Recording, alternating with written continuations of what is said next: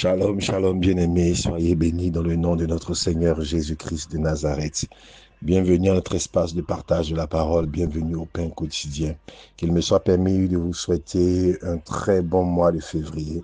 Nous introduisons ce mois en parlant d'un thème qui nous est cher à cœur, mais cher au cœur du Seigneur, faire des disciples. C'est le thème de ce mois tiré de Matthieu 28, 19.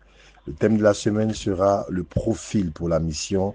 Et en ce jour, nous parlerons de pêcheurs d'hommes. Le texte de référence est tiré de Matthieu 4, 19, qui dit ceci. Il leur dit, suivez-moi et je vous ferai pêcheurs d'hommes. Parole du Seigneur, Amen.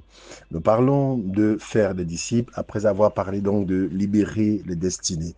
Ce dont nous avons parlé durant tout le mois de janvier. C'est le triptyque de la mission à nous confiée par le Seigneur en tant qu'Église, mais aussi de la mission confiée par le Seigneur à tout chrétien. Libérer des destinées, mais ensuite, il faut que ces destinées libérées soient inscrites dans un processus de devenir donc des disciples.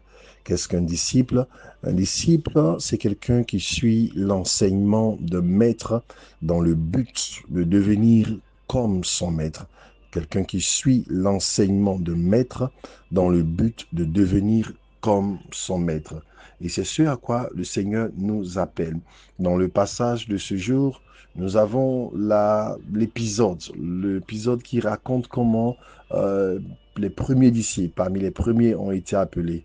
Il s'agissait donc de pêcheurs, de personnes donc qui étaient, n'est-ce pas, en activité de pêche et que le Seigneur donc rencontre et à qui il va faire cette injonction, suivez-moi et je vous ferai pêcheurs d'hommes.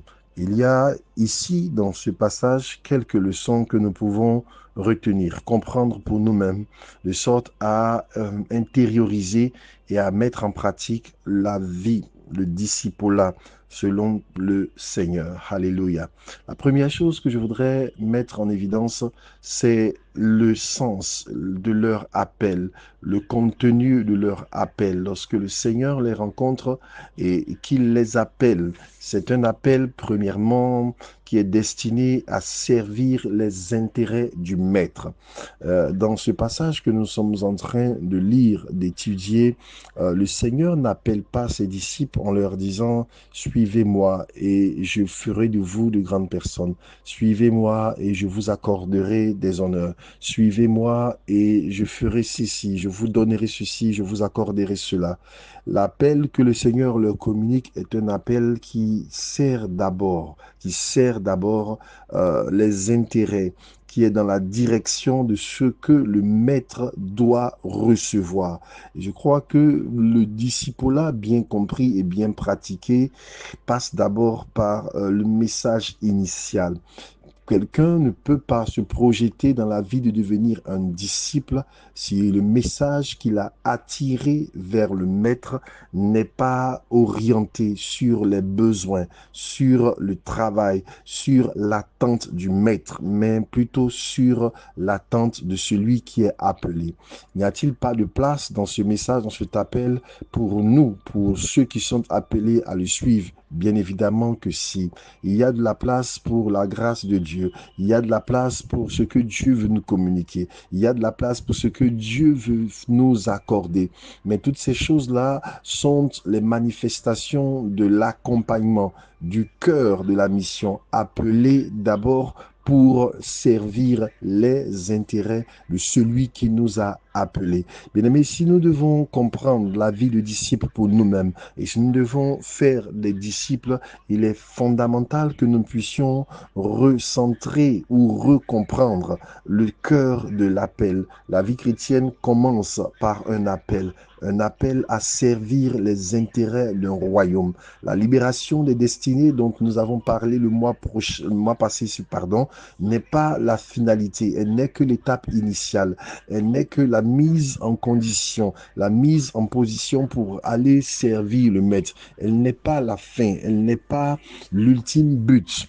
Elle l'a mise en condition pour un but plus grand, libérer pour servir, sauver pour servir, délivrer pour servir, pour être utile au royaume auquel nous sommes appelés. Donc quand le Seigneur appelle ses disciples, il dit, suivez-moi et je vous ferai. Suivez-moi et je vous ferai pêcheurs d'hommes. Donc premier point, on suit pour les intérêts de celui qui nous a appelés.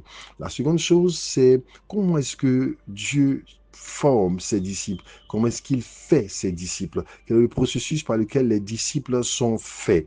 On me dirait par les enseignements, c'est vrai. On me dirait donc par, comment dire, la pratique de certains actes de piété, c'est vrai. Mais en réalité, tout ce que nous pouvons voir ou apercevoir, ce n'est que la conséquence d'un principe fondamental du disciple-là, celui de suivre le maître. Il dit, suivez-moi, suivez-moi. Le disciple-là, c'est certes écouter le maître, c'est certes pratiquer certaines choses, mais c'est d'abord, avant tout, suivre le maître. C'est un attachement à suivre. Donc, nous avons un maître qui est en mouvement, qui est en déplacement, qui va quelque part, qui est en train de faire quelque chose et qui nous demande d'abord de le suivre. Donc, le premier enseignement, c'est dans l'observation, c'est dans la connexion avec la vie du maître. Il ne peut pas y avoir de disciple-là sans le fait de suivre le maître. Souvenez-vous quand le Seigneur appelle ses disciples dans un autre rapport de ces événements,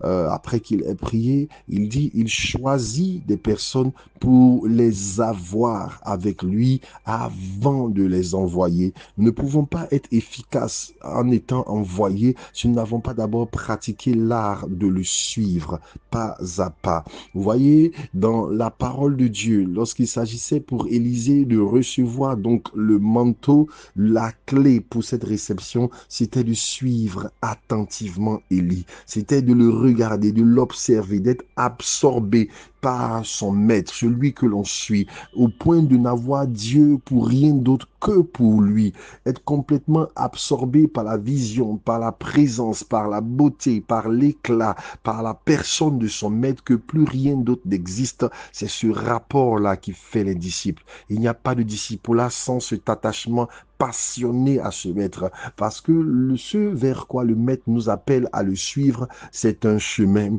et c'est un chemin qui nous destine à sa gloire, à sa présence.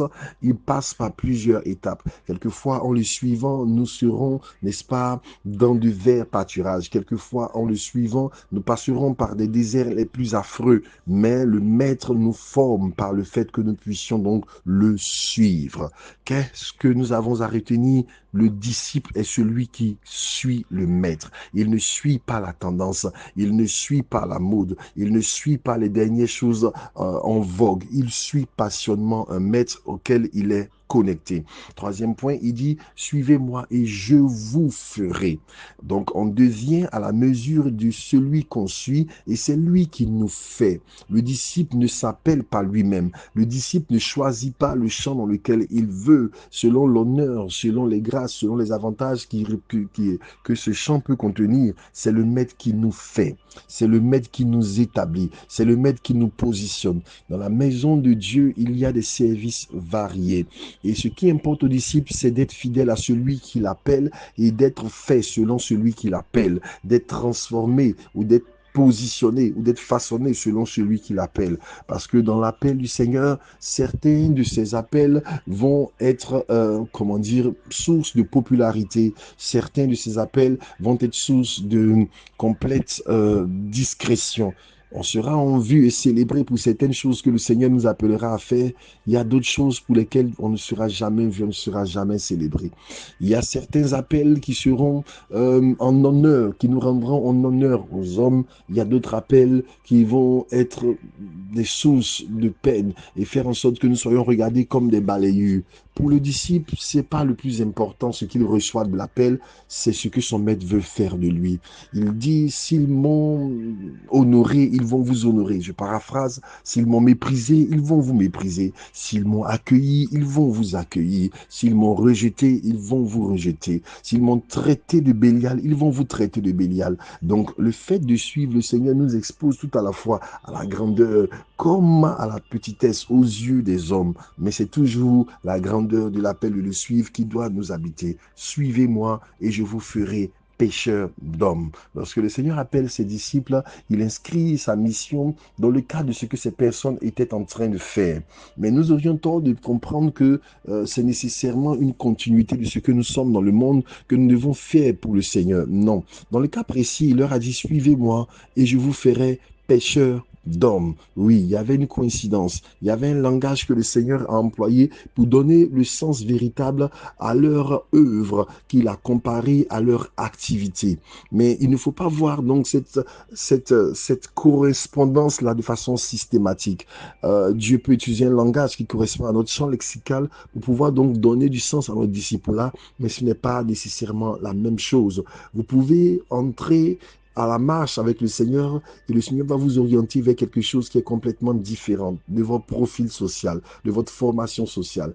Vous pouvez être, je donne un exemple tout simple, être un chanteur dans la vie active, ça ne fera pas de vous nécessairement un chantre lorsque vous serez appelé à servir le Seigneur. Vous pouvez être, comment dire, un président, un leader d'homme dans votre vie, ça ne fera pas de vous forcément quelqu'un qui aura un ministère qui le mettra donc en position de diriger visiblement des personnes. Le plus important, c'est ce que Dieu veut faire avec nous. Et il emploie le langage pour que nous puissions comprendre que la véritable vie à laquelle il nous appelle, c'est celle qui fait de nous des pécheurs d'hommes. Faire des disciples passe par le fait de devenir nous-mêmes les disciples. Parce qu'on ne peut donner que ce que l'on a. On ne peut produire que ce que l'on est. Nous ne pouvons pas espérer produire des disciples si les marques du disciple-là sont absentes de notre vie. Nous voulons encore, en ce début, nous encourager.